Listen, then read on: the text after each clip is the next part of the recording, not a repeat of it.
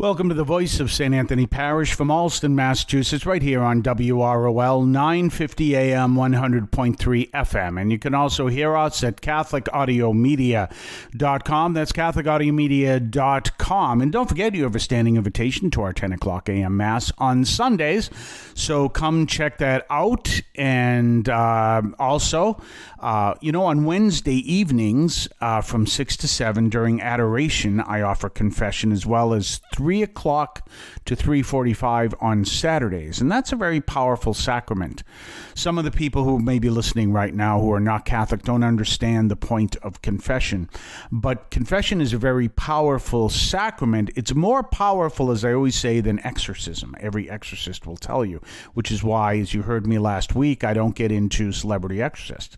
But that's true. I mean, Father Rufus Pereira used to teach that because it really allows us, when we give a good, sincere confession, to really strengthen our bonds with the Lord and break our bonds with his enemy, which is our enemy. Speaking about that, just as a kind of a quick note, we have a discussion on Tuesday nights here at the parish at 7 o'clock. Except first Tuesday of the month, we're going to be doing it in a local establishment here. And one of the things that came up in our discussion that I was teaching, actually one of the members of our little discussion group, was screw tape letters. And I explained to him, he had never heard of it, and I explained to him how this is a Christian classic. So many of you who may be listening are familiar with it, but others who may be listening may not be. And I said, you have to kind of think backwards to read it. It's a little difficult to read because the screw tape letters is a devil writing to his nephew of how to be a good devil, how to be a good tempter. And what C.S. Lewis, who is obviously the great Christian writer C.S. Lewis, he was, and I believe the word is Anglican. In the United States, we call them Episcopalians, but in England, I believe they're called Anglicans. And he was a great Christian writer. And he also wrote The Lion, the Witch, and the Wardrobe and the Chronicles of Narnia series. But one of the things that you have to understand is you have to think backwards because, like I just said at the beginning of the program, the enemy in this is God because these are devils writing, and our Father, that C.S. Lewis writes, is the devil. So you have to think backwards, but it's very effective explanation of how the devil uses a lot of techniques to lead us away from God. One I explained to him the other day, and I forget exactly the way it works, but it's the person who may have a family, but they're doing a lot of stuff for God at the church or some other place, and they're completely ignoring their family, even though the family would be the highest priority. And in doing so, they're ignoring their family. In doing so, they think they're doing God's work, but they're not doing what their actual vocation is, which is to take care of the family. And this becomes that form of temptation he uses. You have to read the book to understand it well, but you can see what I'm saying. It's this other form of deception that people can talk about. Well, we're kind of talking about deception this week because we're talking about supposedly doing the right thing without love. So, like one of the things I talked about, which may not be the best example of it because I wasn't necessarily doing this without love, is when I yelled at some person to stop because if he kept on going, he would walk into a 25,000 volt live wire that fell from the poles when I was in Somerville many years ago. Another example it would be, but the opposite would be when I would be disobeying St. Paul when he talks about how we're called to be people of love. So I took that same attitude that I used to stop the person from walking into a wire that was 25,000 volts of danger, deadly danger, of yelling in the same way to someone who was walking down the wrong aisle to receive communion, for example. Well, obviously that would be wrong. That would be me being a noisy gong and a clanging cymbal, which is what St. Paul uses. Well, a lot of times you'll see people who will be writing, especially on the internet, and these may be experts in their field. They may have 3 theological degrees. They may be these really intelligent people. But the way they describe what church teaching is, there is no sense of charity. There is no sense of understanding the pastoral dimension. Now, what does the pastoral dimension mean? Well, it means very simply this. We take what we believe, how we understand it, how it's expressed in the documents of the church, how it's expressed in the Bible, how it's expressed all the way down, and we express it to others in a way that they can understand it with love. That is what pastoral ministry is.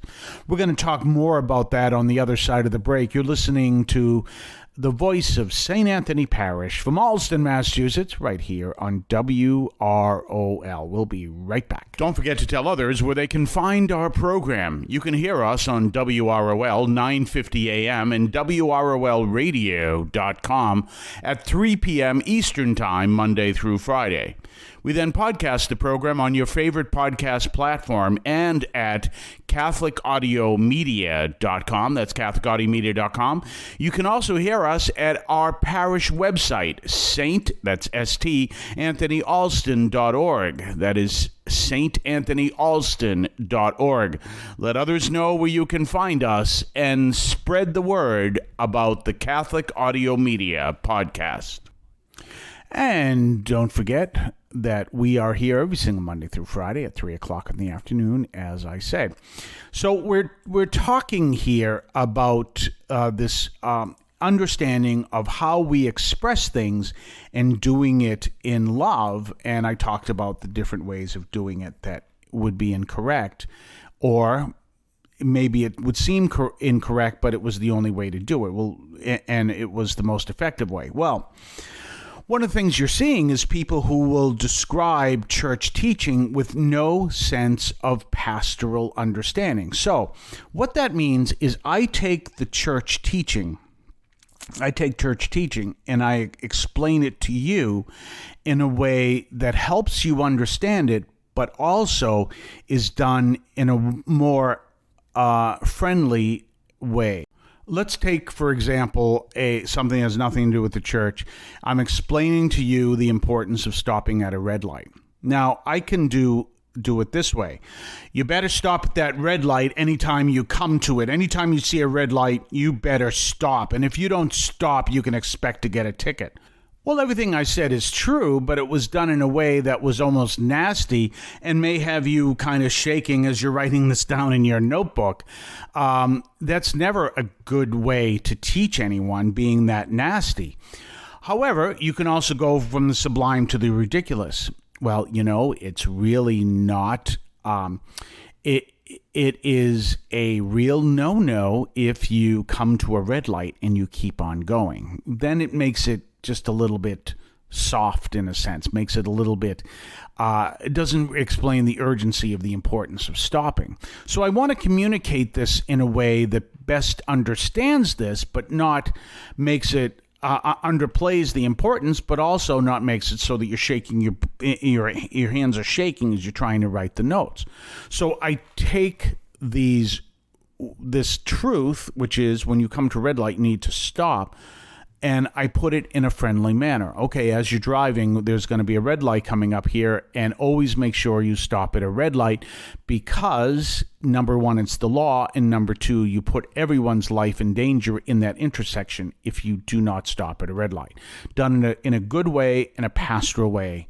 Well, that's what pastoral ministry does. That's how it explains to a person what, in fact, the rules are. Well, now let's put it this way. Someone comes to me and says, Father, myself and my fiance are living together. We are having relations. Can we receive communion? Now, the rule is no.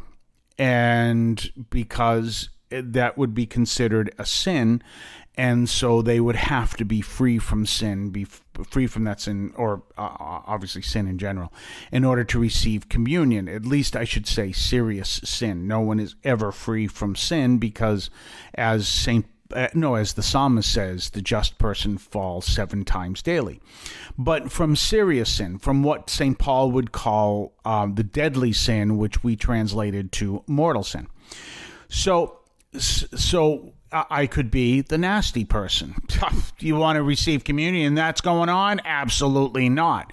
But that's saying what may be true, but not in love. Then there's the silly way. Well, golly gee, we really shouldn't be like that.